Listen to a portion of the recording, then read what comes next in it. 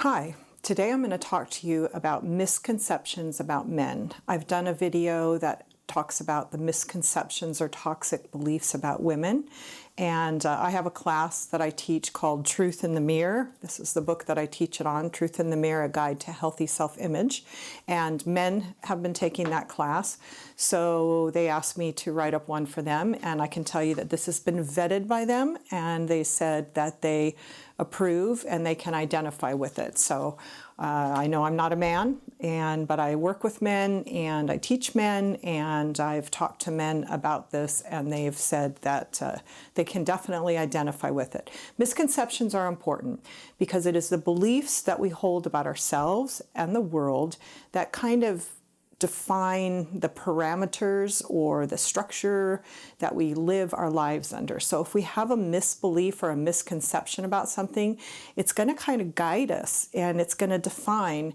how we respond to things and how we view things and how we judge things, how we compare ourselves, how we decide if we're on track or not, or if we're good enough, or if we're capable or adequate. All those things have to do with our self-image. They also have to do with whether we feel like we're succeeding as husbands, as fathers, as employees, as just men.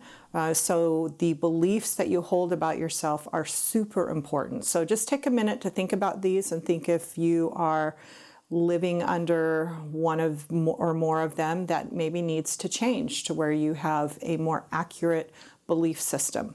So the first one is men shouldn't have emotions, and if they do, they shouldn't admit it. Well, to be emotionally intelligent, a man has to feel his emotions. He has to first, all of us, we're all human. Just because you're a man versus a woman doesn't mean you don't feel. Of course you feel. And I can tell you from being a therapist and working with couples in marriage, and from teaching, classes to thousands of people in difficult relationships, that a lot of the problems that we have in our relationships is emotions that we haven't dealt correctly with. And I can tell you that one of the common complaints that I get from women is that their husbands are harsh or they're angry, and just kind of just that feeling of there's not that emotional sensitivity. And part of that comes from having intense emotions that you just kind of shove down, don't deal with. You've got them all kind of mixed up in there, and so you're just kind of lashing out rather than actually dealing with them. So of course you have emotions as a man. So what is emotional intelligence? Let yourself feel the emotion. What is it? Ask yourself, is it anger? Is it sadness? Is it happiness? Is it fear? Okay, those are the four main emotions: mad, sad, glad, and afraid. So let yourself feel it. Identify it. Then think about it. What's causing it? What's it related to?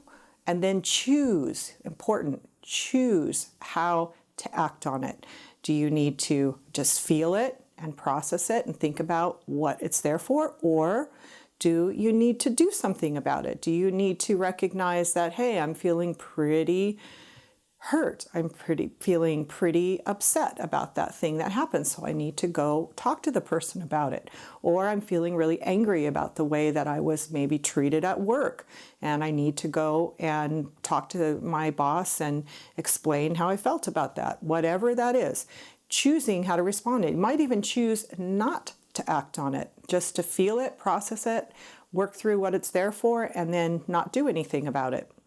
Emotions are important. All of us are human. All of us feel emotions. A lot of men are taught as little boys not to feel their emotions, to be tough, to just buck it up. Don't cry, don't feel, don't say you're scared, don't say you're sad, don't say you're afraid. And so you kind of learn to do that. You kind of push them all down. And let me tell you, like I said, they're in there and they are affecting your own life and they are affecting your relationships. Be willing to feel your emotions and then process them with emotional intelligence. The second one is a strong man doesn't have periods of self-doubt.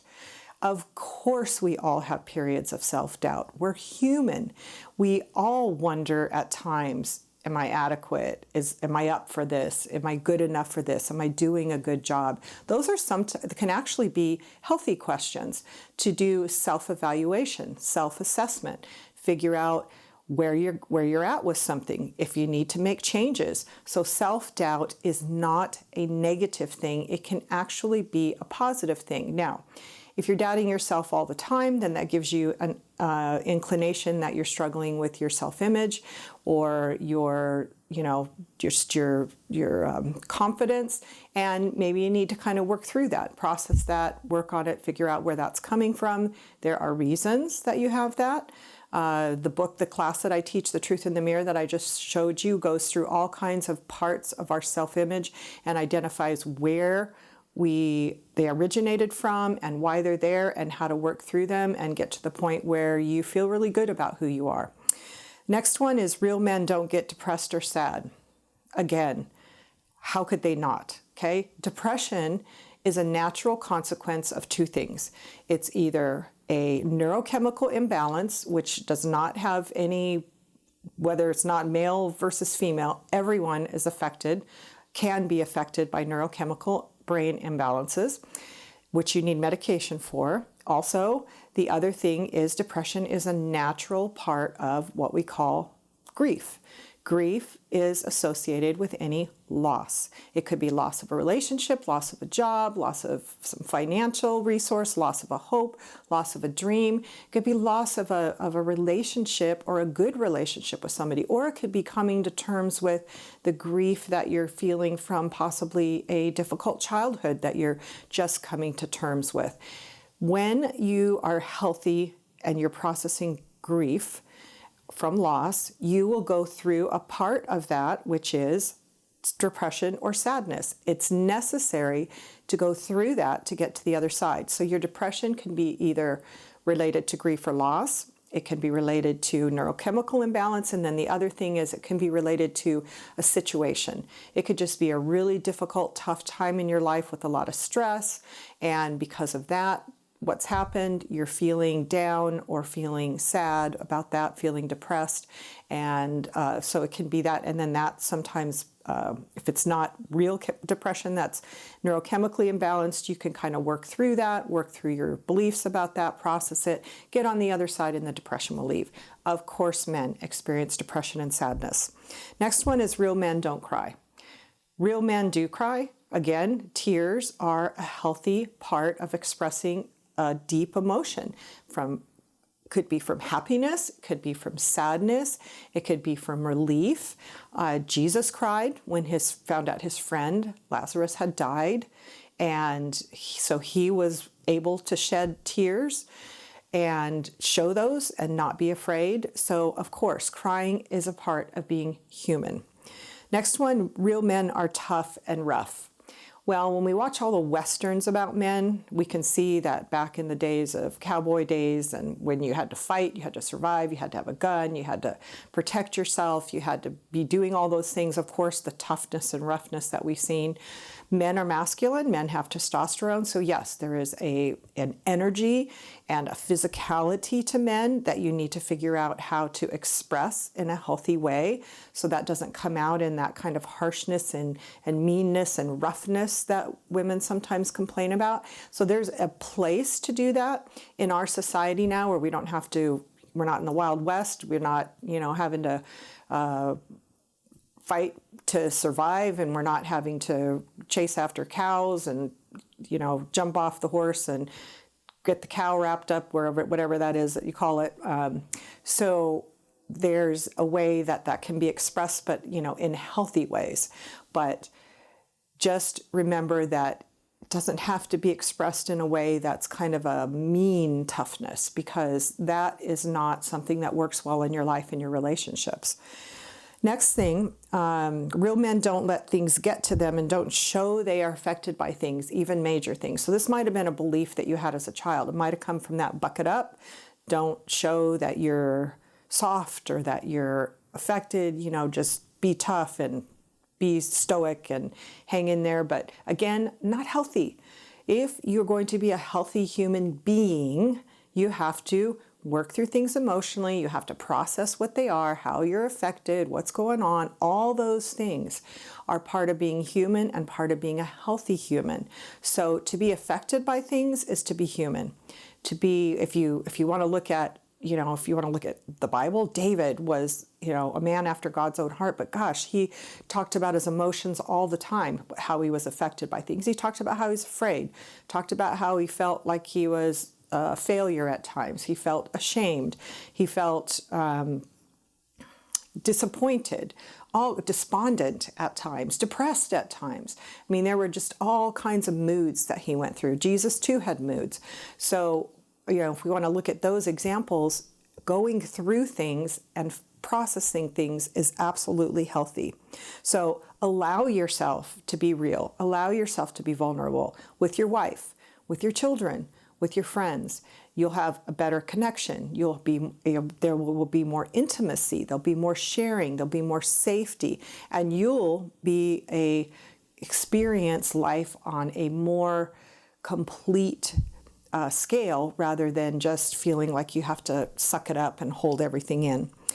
Next one, men should have a muscular build and be tall. Again, women suffer from that. When I teach this class and I ask women, what's the ideal female body? A lot of them say Barbie, right? Because that's the society's image of a woman. And for a man too, it's that muscular, tall kind of look. It changes, through time. Now it's not that super, buff kind of muscular guy more. It's more like that slim, fit swimmer's body from what I've seen and studied and watching what's kind of popular.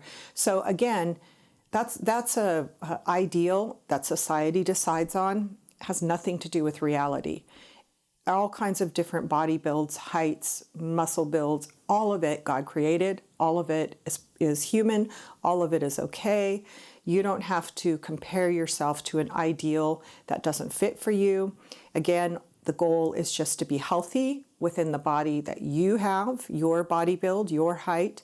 Be healthy, take care of yourself, eat well, exercise, do the best you can, and then be accepting and proud of that. That's a healthy way to be. Not to be thinking, I'm not okay, I'm not acceptable because I'm not a certain norm or standard that I think that society has put forward as the ideal. So let it go. That's what I teach in that class. Let it go.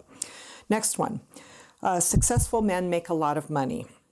Well, you can measure success by that if that's your belief, but success really needs to be measured by character, not possessions.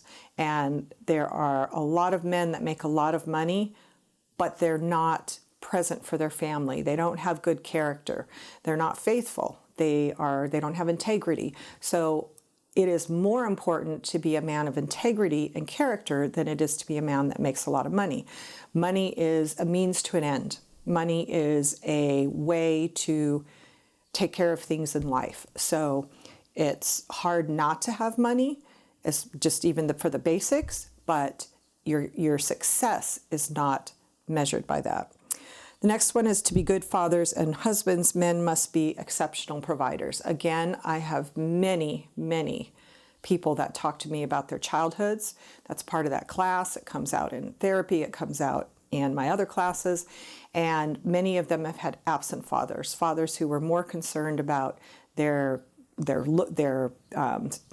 societal status, their success, their making money, their outside interest, and they abandoned their families. They weren't there emotionally, and there were scars. And so it's more important to be a good father that's involved in your children's lives, and a good husband who is there for your wife and is a good, not just a good husband, a good soulmate, than it is to be somebody that just goes off and makes a lot of money. Real men don't admit weakness or that they need help. Do you know it's actually the opposite? The people that are more insecure and struggle more with their self-image feel like they have to act like they don't need help and act like they're self-sufficient. That's a guy who has a belief that I have to be all okay, I have to be everything, I can't risk asking for help because then that will show somebody that I'm weak and I can't do it all or I don't know it all. So you're actually showing, if you can't ask for help, that you are insecure and not comfortable and you don't feel good about yourself. You don't have a strong ego. Asking for help shows that you are able to admit that you're not perfect, which means you're more comfortable with yourself. The next one is apologizing is equal to admitting a man is weak and incompetent. So men have a harder time apologizing than women, you know, because you're a man. So it feels, from what I've been told, that it's kind of like losing honor, that it's like admitting that I made a mistake, and that's a big deal. But in reality, once again, to be able to be comfortable enough in yourself to know you're not perfect, because newsflash, you're not, none of us are, being able to admit that and to be able to have that vulnerability in relationships actually shows that you have an inner strength. So women especially need to have an apology to heal. Children need that. So it is a sign of strength to be able to say that it might feel like I'm losing honor, but in reality, I'm doing something that is healthy and good, which makes me stronger. The very last one says, if a man's job isn't going well, it means he's failing as a man and is inadequate. And adequacy is it's a big deal to all of us. We want to know that we're adequate, that we measure up to whatever it is that we're measuring ourselves to. So for men, job not going well is a big deal. For women, relationships not going well for a big deal. The marriage isn't going well, things aren't going well with the children. A woman is going to feel very down, very much like a failure with that. And men, it's going to be the job. But in reality, job markets are complex. They go through ups and downs. I remember the mortgage crisis out here, especially in California, where I live. There were a lot of the 2008, 7 and 8, when the whole mortgage industry collapsed with all of those loans that they were doing. And I know lots of people who just went from making hundreds of thousands of dollars to nothing. And a lot of those men, it was a huge deal for them. They did not do as well as the women who were in that situation. It was hard, but it didn't mean that they were a failure. Understanding that the job market changes, the laws change, the economy is cyclical, all of those things. Just because the job isn't going well doesn't mean you're inadequate. Also, there can be job situations where it's just not the right fit for you. You need to go somewhere else if you're not happy, if you're not doing well, if you've got a boss that isn't, treating you like you need to be treated and isn't appreciating you, and it's making you really have a struggle intensely with work. But again, that it's hard to separate who you are from the success with your job, but a job is not everything. It is important, and it's important to men, and it's important to provide for a family, but at the same time, it isn't the actual measure of your success. So I hope these have been helpful. I love to hear from you. And I think what I'm going to do is put up a link right now where you can link to this and get a PDF copy in case you want to have it printed out and look at it a little bit. So I like to look at things so that I can kind of focus on them and not just hear them, and maybe have them for a reminder. So that, and again, the book, in case I've tweaked your interest, is The Truth in the Mirror, A Guide to Healthy Self-Image by Carla Downing. It is on Amazon, as are all my other books. And I also have this class on a downloadable audios on my website that you can get, and then I call it Discovering Your Real Image. And that's available in audio download, and I'm going to be doing the video of the class. It's going to soon be up. So anyway, thank you. Thank you for watching this video on Change My Relationship, and I would love to hear from you. So, okay, looking forward to seeing you or having you watch more of my videos.